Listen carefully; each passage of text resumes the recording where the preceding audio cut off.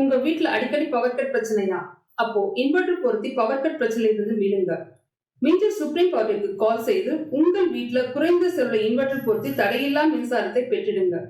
மேலும் விவரங்களுக்கு 9840012088 மற்றும் 8825973233 என்ற எண்ணுக்கு கால் செய்யவும். சுப்ரீம் பவர் டெக், மிஞ்சூர் காவல் நிலையம் எதிரில். நீங்க புது லேப்டாப் கம்ப்யூட்டர் வாங்க போறீங்களா? இல்ல உங்க லேப்டாப் கம்ப்யூட்டர் சரி செய்யணுமா? மிஞ்சூர்ல இருக்க ஸ்மார்ட் சிஸ்டம்க்கு கால் பண்ணுங்க. 04427935803, மொபைல் 9962194022. தமிழ் உட்கார்ந்து நின்னுக்கிறாரு, அப்படி எனக்கு தெரியுது, சீக்கிரம் முடிந்தாரு. இங்க ஏகப்பட்ட உதவித்தொகை பொருட்கள் இருக்குது, அன்னக்கூட இருக்குது, அடுக்கு சட்டிக்குது, இட்லி குண்டாங்குது, எண்ணெய் சட்டிக்குது, அதானே கரெக்டமா? அப்போ உங்க நோக்கமெல்லாம் அடிமதான் தான் சொல்ல மாட்டேன். ஏன்னா வாங்கிறது நீங்க, என்னுடைய சகோதரிகள், என்னுடைய தாய்மார்கள், என் உடன் பிறந்தவர்கள், உங்களுக்கெல்லாம் இந்த பரிசுகளை நாங்கள் கொடுக்கிறோம். இந்த கூட்டத்தின் வாயிலாக மாவட்ட செயலாளர்கள் வைக்கின்ற ஒரு வேண்டுகோள், அடுத்து கொஞ்சாவது ஆண்களுக்கு ஒரு சின்ன கவராது கொடுங்க. ஆணில ரொம்ப மகிழ்ச்சி, எங்க போனாலும் உங்களுக்கு குறிப்பிட்ட சந்தோஷம்.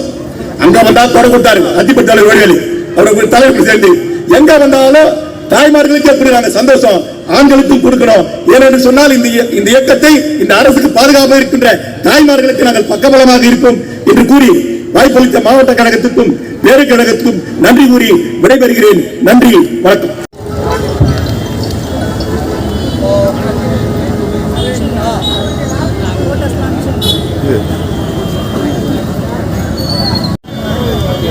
மாவட்ட திராவிட முன்னேற்ற கழகத்தின் பொறுப்பாளர்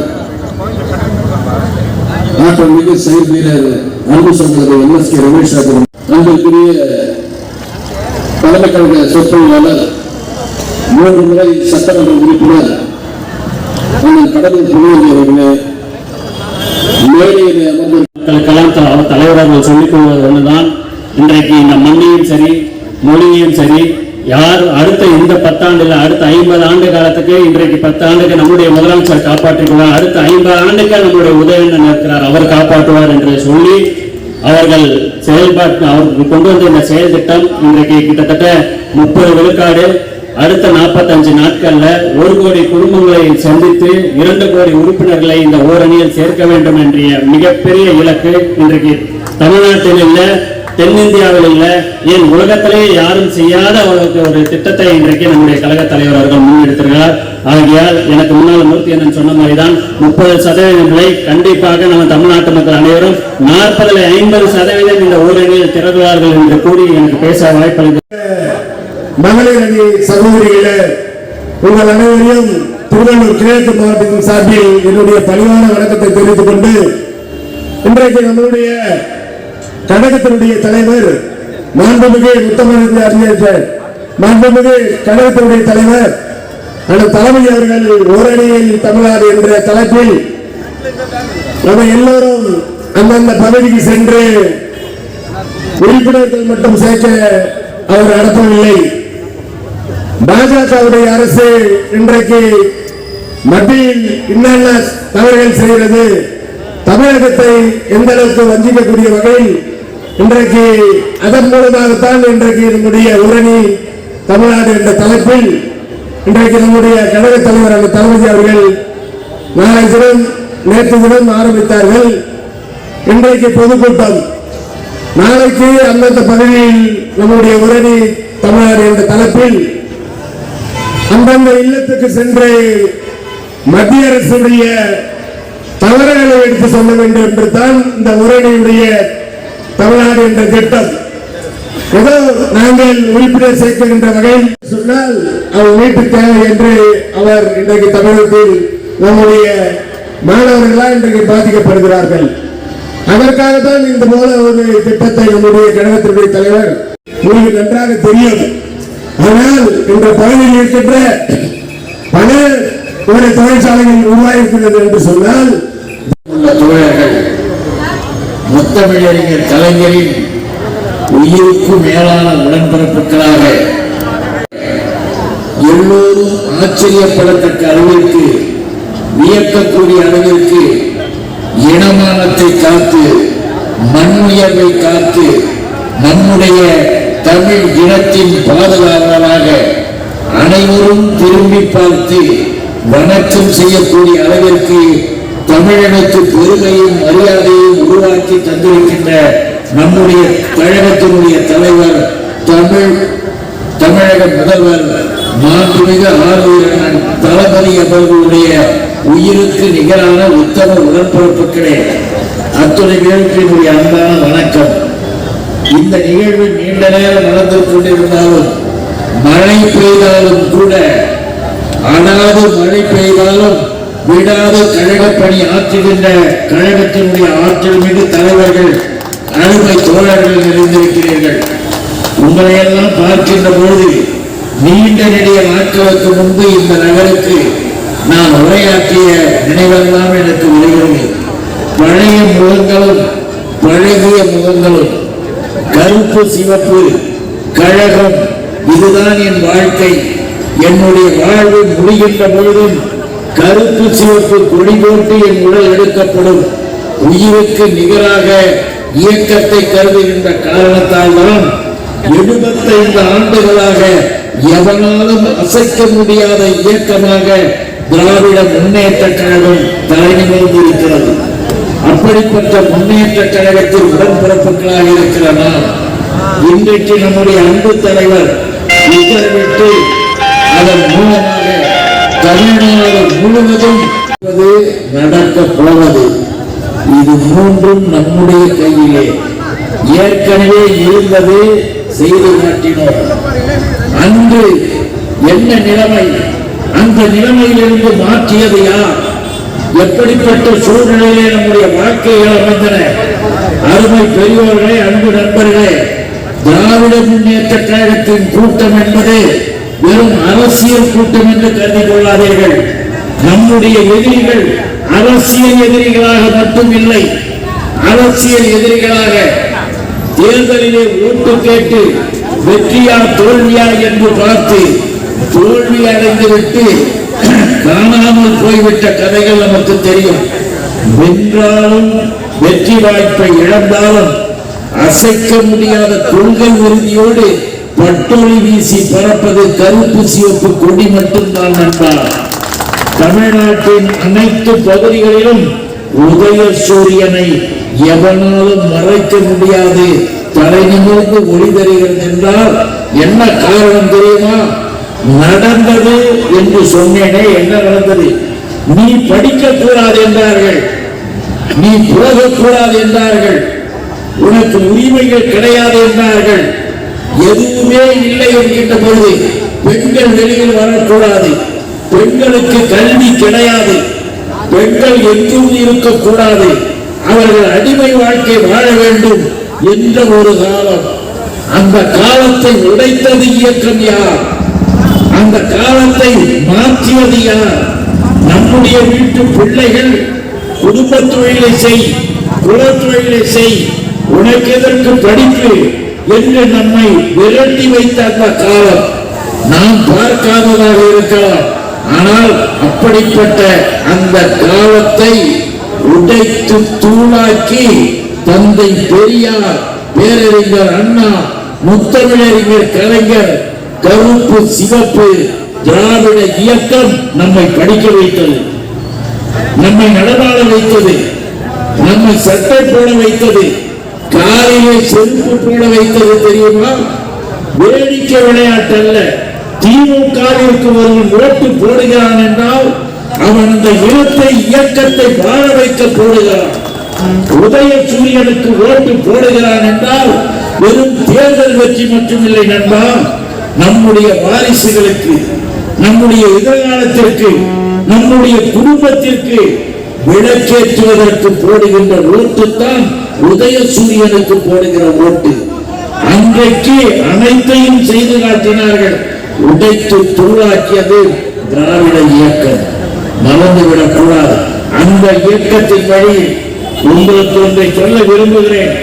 சென்னையிலே இருக்கிறோம், சென்னையிலே வாழ்கிறோம், நகர வாழ்க்கை எல்லாம் பார்த்து கொண்டிருக்கிற நாம் ஒன்றை புரட்டி காட்டிட விரும்புகிறேன். 1921 தான் முதலாக இந்தியாவிலேயே பெண்களுக்கு வாக்குரிமை அளித்த மாநிலம் தமிழ்நாடு பெண்கள் அப்போதுதான் ஓட்டு போடுகின்ற உரிமை பெற்றார்கள். 1921 ஓட்டு போடுகின்ற உரிமையை நீதி கட்சி தருகிறது, திராவிட இயக்கம் தருகிறது. தாய்மார்களே, சகோதரிகளே, இந்த மண்ணிலே எவனவனோ வரலாம், ஓட்டு கேட்டு ஏதோ செய்யலாம். ஆனால் அவைகளெல்லாம் இன்றைக்கும் அல்ல என்றைக்கும் எடுபடாது என்பதை நீங்கள் புரிந்து கொள்ள வேண்டும் என்பதற்காக சொன்னேன். ஓட்டு போடுகின்ற உரிமையை தந்த நீதி கட்சியினுடைய தொடர்ச்சிதான் திராவிட முன்னேற்ற கழகம்.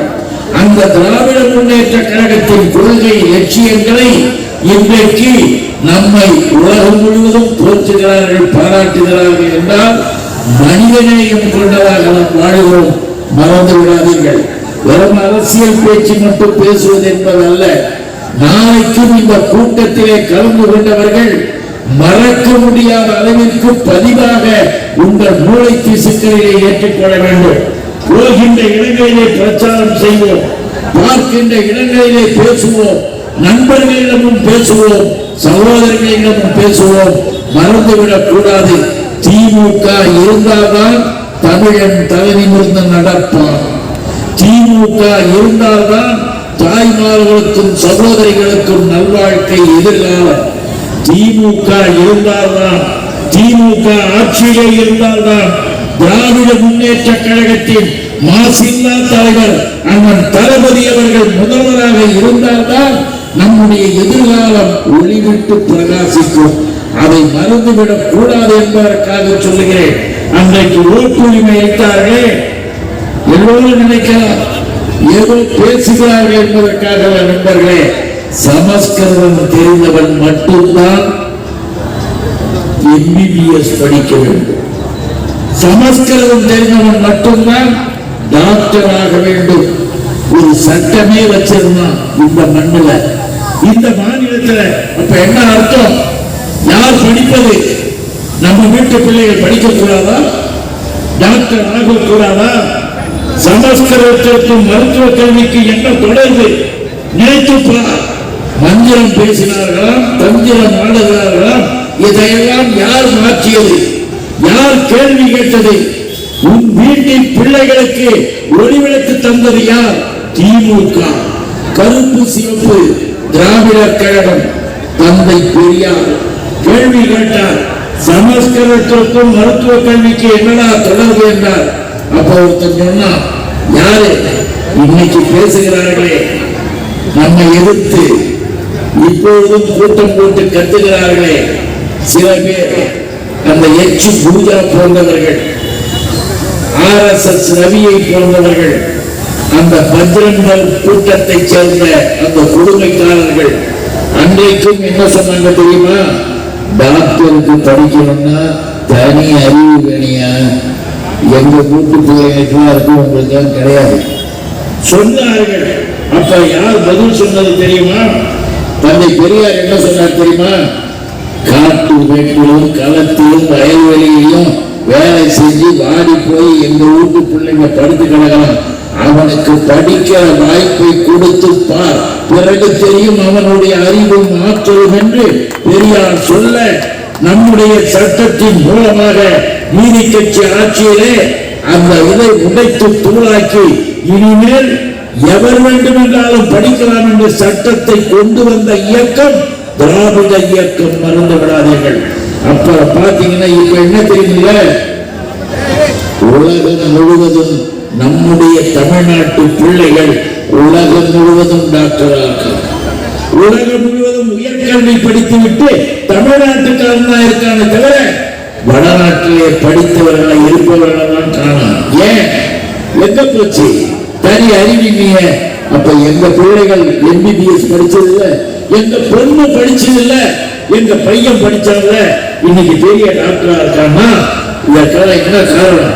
வக்கீல்களாக படிக்கிறார்கள், இன்ஜினியர்களாக இருக்கிறார்கள், IT ஒர்க் பண்றோம், உலகத்தையே சொத்து வரோம், உலக மொழிகளையே கரைத்து குடித்து தமிழன் தலைவிலிருந்து நிற்கிறார் என்றால் அதற்கு காரணம் திராவிட பேரியக்கம்.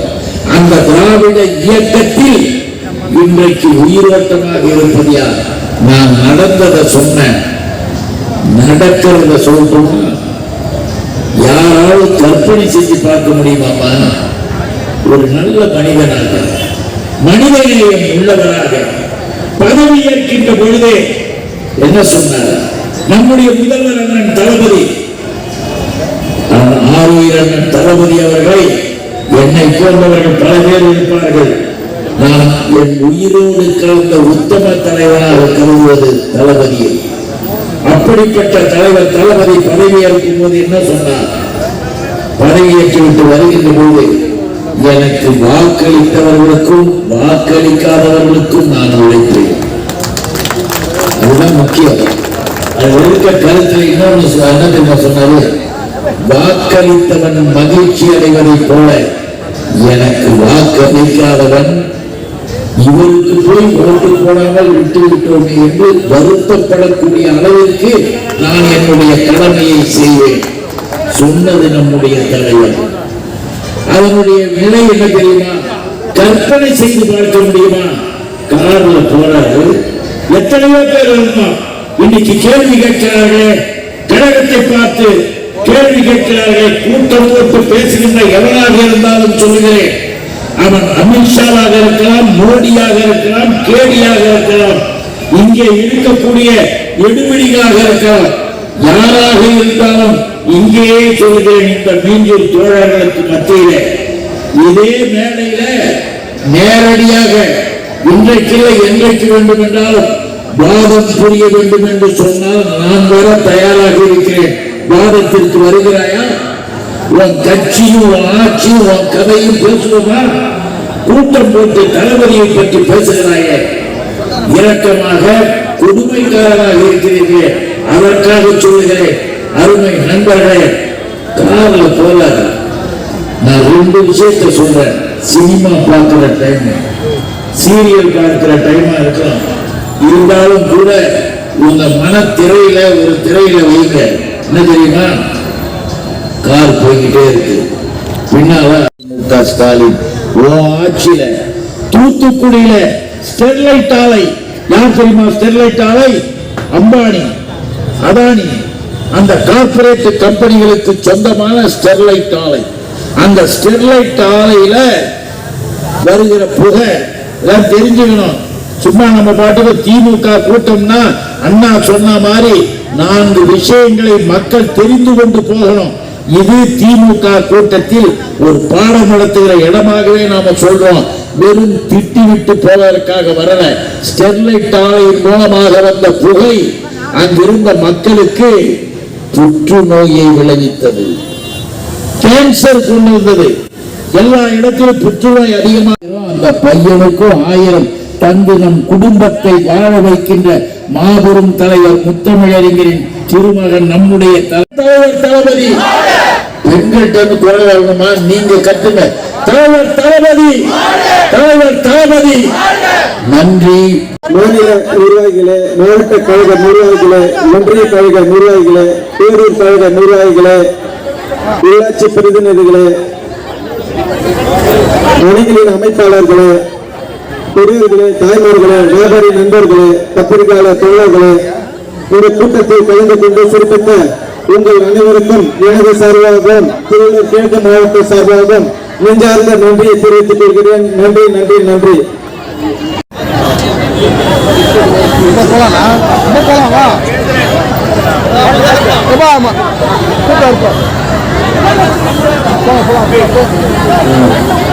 நம்ம தாய்மார்கள் அனைவருக்கும் நிர்வாகிகள் நின்று கடைசி வரும் கொடுப்பாங்க. பொறுமை காக்குமாறு பணியுடன் கேட்டுக்கொள்கிறேன்.